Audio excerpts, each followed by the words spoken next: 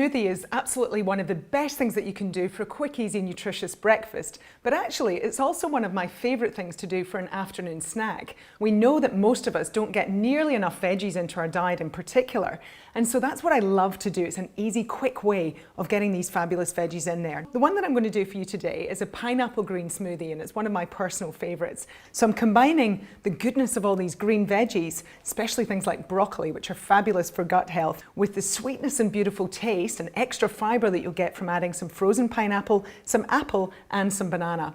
Now the trick with using your Vitamix is to start off by putting in some liquid. So I'm just going to pop my water first into the bottom of my Vitamix and then start by adding all the softer ingredients first. So I'm just going to use some lovely crisp lettuce here.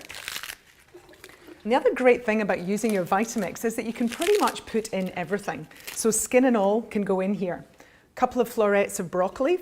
I'm using some cucumber, throw it all in, some celery. And then here's my pineapple, which I've frozen, which means I don't have to add ice cubes. But if you haven't got any frozen fruit, tip is just to throw some ice cubes on the top. Half an apple, half a banana, and then the lid goes on. So when you're using the Vitamix, the real trick is to make sure you start with the setting down on 1 and the power button down. So I'm going to flick the Vitamix on and then you slowly turn up the power and then the final power switch. So here goes.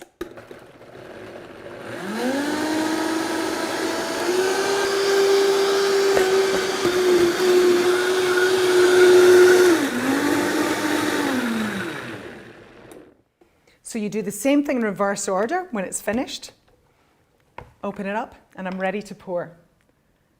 It's fresh, creamy, healthy, and absolutely delicious.